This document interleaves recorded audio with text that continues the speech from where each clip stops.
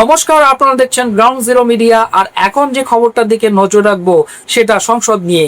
দেশের রাজনীতিতে বিশেষ করে সংসদের চলতি বাদল অধিবেশনে কি এবার মোদী শাহ জোটের সবচেয়ে বড় মাস্টার স্ট্রোক বা চাণক্য নীতি কোথা কি ব্যর্থতার মুখে এসে দাঁড়ালো? যে ডিলিমিটেশন বা সীমানা পুনর্নির্ধারণ বিল নিয়ে বিগত কয়েক মাস ধরে এত তোড়জোড় চলছিল, সেই বিল পাশের জন্য যে ম্যাজিক ফিগার বা 2/3 সংখ্যাগরিষ্ঠতা জোগাড় করার ছক কষেছিল শাসক শিবির, তাকে গিয়ে এবার তামিলনাড়ুর প্রাক্তন মুখ্যমন্ত্রী এম.কে. স্ট্যালিনের একটা মাত্র চালেই তাসের ঘরের মতো ভেঙে পড়লো। কারণ এই মুহূর্তে যে প্রশ্নটা সবচেয়ে বড় হয়ে সামনে আসছে সেটা হলো, দিল্লির অলিন্দে কান পাতলে শোনা যাচ্ছিল যে জল্পনা যে বিরোধী শিবির ভেঙে অন্তত 42 জন সাংসদকে নিজেদের পালে টেনে নেবে এলডিএ, এই সেই সাজানো অঙ্কটা হঠাৎ করে কিভাবে বুমেরাং হয়ে গেল। কারণ রাজনৈতিক মহলে এখন একটাই আলোচনা, অমিত শাহের মেগা প্ল্যান কার্যত ফেল হয়ে গেছে এবং শাসক শিবির এখন পিছু হটতে বাধ্য হচ্ছে, এমনটাই কিন্তু বলছে রাজনৈতিক মহল। কারণ এখানে আসল বিষয়টা হচ্ছে যে নরেন্দ্র মোদী সরকার এবং অমিত শাহের লক্ষ্য ছিল অত্যন্ত সুনির্দিষ্ট। সংসদের এই বাদল অধিবেশনে সরকার পক্ষ চেয়েছিল মহিলা সংরক্ষণ বিল এবং বিতর্কিত ডিলিমিটেশন বা সীমানা পুনর্নির্ধারণ বিলটিকে পাশ করিয়ে নিতে। আপনারা জানেন যে এই ধরনের সংবিধান সংশোধনী বিল পাশ করাতে গেলে লোকসভায় 2/3 সংখ্যাগরিষ্ঠতা বা অন্তত 362 জন সাংসদের সমর্থন প্রয়োজন, কিন্তু বর্তমানে এনটিএর হাতে সেই নিরঙ্কুশ সংখ্যাগরিষ্ঠতা নেই। তাই যে অপারেশন ওটা শুরু হয়েছিল সেটা কিন্তু ছিল বিরোধীদের ঘর ভাঙার জন্য এবং নিজেদের দলে টানার জন্য। এটাই কিন্তু অভিযোগ করে আসছিল বিরোধীরা। বিজেপির মূল টার্গেট ছিল দুটি জায়গা, একদিকে তৃণমূল কংগ্রেস এবং উদ্ধব ঠাকরে শিবিরের বিদ্রোহী সাংসদরা, আর অন্যদিকে তামিলনাড়ুর প্রাক্তন শাসক দল ডিএমকে। রাজনৈতিক মহলে খবর ছড়িয়েছিল যে তৃণমূলের 20 জন সাংসদ এবং উদ্ধব শিবিরের বেশ কয়েকজন সাংসদ নাকি এনডিএ কে সমর্থন করতে রাজি হয়েছেন। আর এর পাশাপাশি ডিএমকে যেহেতু সম্প্রতিকালে ইন্ডিয়া জোটেতে কিছুটা দূরত্ব বজায় রেখে চলেছিল, তাই বিজেপি আশা করেছিল ডিএমকে এর 22 জন সাংসদ এই বিলকে সমর্থন করবেন। সব মিলিয়ে এই 42 জন সাংসদের যে সমর্থন পেলে সরকারের পক্ষে বিল পাশ করানোটা শুধু সময়ের অপেক্ষা হতো। আর এখানেই কিন্তু প্রশ্নটা উঠে যাচ্ছে, এত নিখুঁত একটা ফ্লোর ম্যানেজমেন্টের পরিকল্পনা হঠাৎ করে মাঝপথে কেন কিভাবে থমকে গেল? আর ঠিক এখানেই এন্ট্রি নিচ্ছেন তামিলনাড়ুর প্রাক্তন মুখ্যমন্ত্রী এম.কে. স্ট্যালিন এবং তার পুত্র উদয়নিধি স্ট্যালিন। আপনারা বুঝতেই পারছেন, বিজেপি যখন স্বপ্ন দেখছে যে ডিএমকে 22 জন সাংসদ তাদের দিকে ভোট দেবেন, ঠিক তখনই উদয়নিধি স্ট্যালিন একটি অত্যন্ত কড়া বিবৃতি দিয়ে বিজেপির সমস্ত আশায় কার্যত জল ঢেলে দিয়েছেন বলে মনে করছে রাজনৈতিক মহল। তিনি স্পষ্ট ভাষায় জানিয়ে দিয়েছেন যে ডিলিমিটেশন বিলকে সমর্থন করার কোনো প্রশ্নই ওঠে না। ডিএমকে প্রথম থেকেই এই বিলের কট্টর বিরোধী ছিল, আজও আছে এবং আগামী দিনেও থাকবে বলে জানিয়েছে। দরকার পড়লে এই 22 জন সাংসদ বিরোধী জোট বা রাহুল গান্ধীর পাশেই দাঁড়াবেন, কিন্তু কোনো অবস্থাতেই মোদী সরকারকে সাহায্য করবেন না বলে জানিয়ে দিয়েছে। রাজনীতিতে একটা কথা আছে, স্পষ্ট জবাব অনেক সময় সবচেয়ে বড় হাতিয়ার হয়। আর স্ট্যালিনের এই স্পষ্ট জবাবে প্রমাণ করে দিল যে গুজরাট লবি সমস্ত রাজনৈতিক চাপ বা প্রলোভন দক্ষিণ ভারতের এই দ্রাবিড় রাজনীতির দুর্গে এসে মুখ থুবড়ে করেছে, এমনটাই কিন্তু দাবি করছে রাজনৈতিক মহল। কারণ এই ঘটনার রাজনৈতিক গুরুত্বটা এখানেই যে কেন ডিএমকে বা দক্ষিণ ভারতের রাজ্যগুলো এই ডিলিমিটেশন বিলের এতটা তীব্র বিরোধিতা করছে। বিষয়টা একটু গভীরে গিয়ে বুঝতে হবে।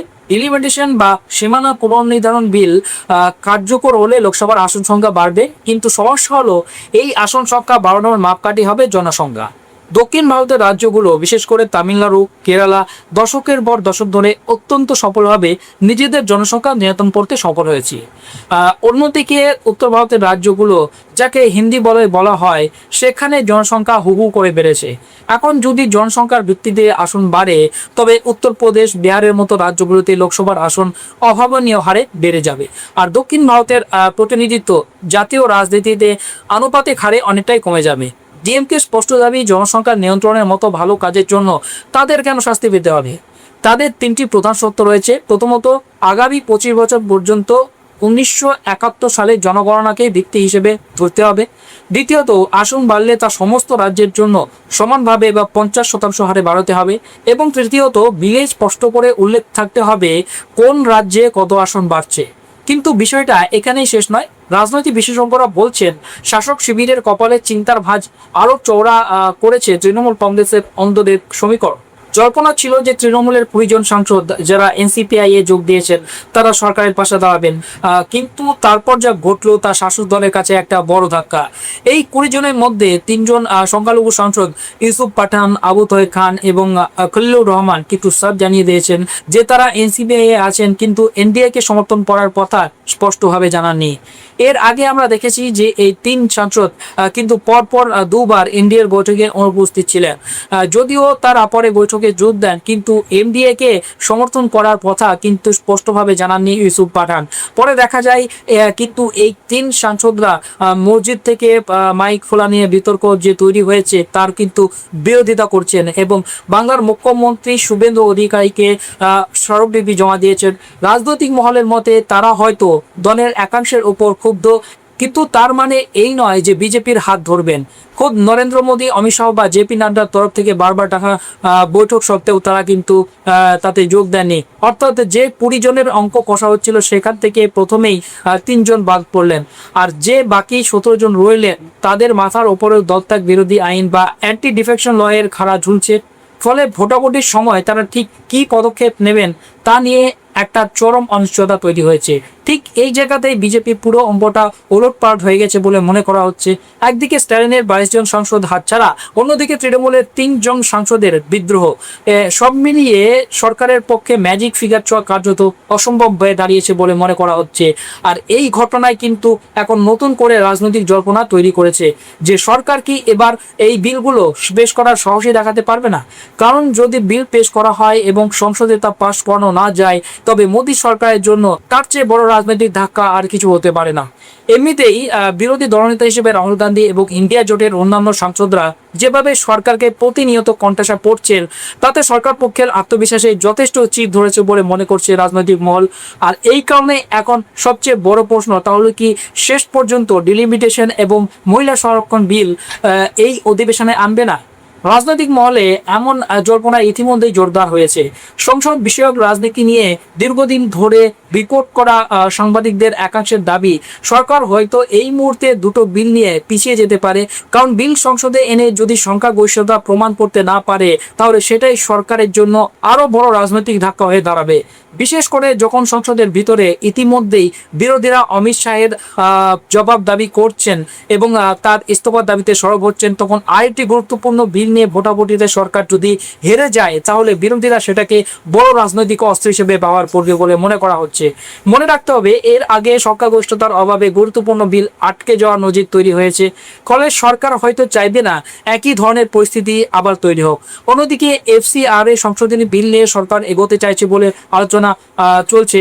এই বিলের মাধ্যমে কোনো প্রতিষ্ঠানের বিদেশি অনুদান সংক্রান্ত অনুমতি বাতিল হলে তার সম্পত্তি, জমি বা কার্যক্রমের ওপর সরকারের ক্ষমতা বাড়তে পারে, এমন আশঙ্কা বিরোধীদের। হাসপাতাল, স্কুল, বৃদ্ধাশ্রম বা অন্যান্য সামাজিক প্রতিষ্ঠানের উপর এর প্রভাব পড়তে পারে বলেও সমালোচনা হচ্ছে। ফলে এফসিআর এ বিল নিয়েও রাজনৈতিক সংঘাত তৈরি হওয়ার সম্ভাবনা হয়েছে। কিন্তু ডিলিমিটেশন এবং মহিলা সংরক্ষণ এই দুটি বিলের রাজনৈতিক গুরুত্ব আরও অনেক বেশি, কারণ ডিলিমিটেশন শুধু আসন বাড়ানোর সংখ্যা নয়, এর সঙ্গে ভবিষ্যতের জাতীয় রাজনীতির ক্ষমতার ভারসাম্য জড়িয়ে আছে। আর মহিলা সংরক্ষণ নিয়ে নতুন ডিলিমিটেশনের সঙ্গে যে সম্পর্ক তৈরি করা হচ্ছে সেটাও রাজনৈতিকভাবে অত্যন্ত গুরুত্বপূর্ণ। তাই অমিত শাহের সামনে এখন দ্বিমুখী চাপ। একদিকে বিল আনলে সংখ্যার অঙ্ক মেলানোর সমস্যা, অন্যদিকে বিল না আনলে বিরোধীরা বলবে সরকার সংখ্যাগরিষ্ঠতা থাকা সত্ত্বেও সংসদে নিজের পরিকল্পনা বাস্তবায়ন করতে পারছে না। আর ডিএমকে 22 জন সাংসদের অবস্থান এই অঙ্ককে আরো কঠিন করে দিয়েছে। ডিএমকের সাংসদ পি উইলসন রায় স্পষ্ট করে দিয়েছেন যে যতক্ষণ না এই বিলের খসড়া সামনে আসছে এবং রাজ্যের অধিকার সুরক্ষিত হচ্ছে ততক্ষণ পর্যন্ত এটাকে সমর্থন করার কোনো প্রশ্ন নেই। আপনারা বুঝতেই পারছেন একদা অপরাজয় বলে মনে করা মোদী শাহের রাজনৈতিক কৌশল এখন পদে পদে কিন্তু বাধার সম্মুখীন হচ্ছে বলে মনে করছে রাজনৈতিক মহল।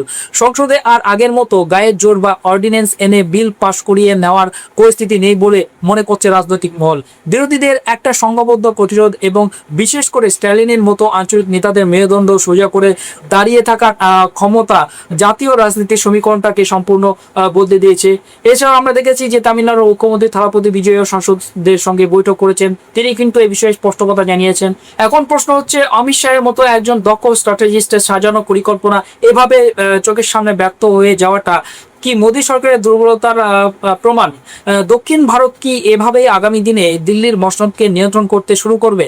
তাহলে কি সত্যি এই ঘটনায় বিজেপির অন্দরে নতুন করে অস্বস্তির মেঘ ঘনিয়ে এলো, নাকি সরকার পিছুহটে আগামী দিনে আরো বড় কোনো কৌশল নিয়ে ময়দানে নামার প্রস্তুতি নিচ্ছে? এই পুরো বিষয়ে আপনাদের মতামত কি? কমেন্ট বক্সে অবশ্যই জানান।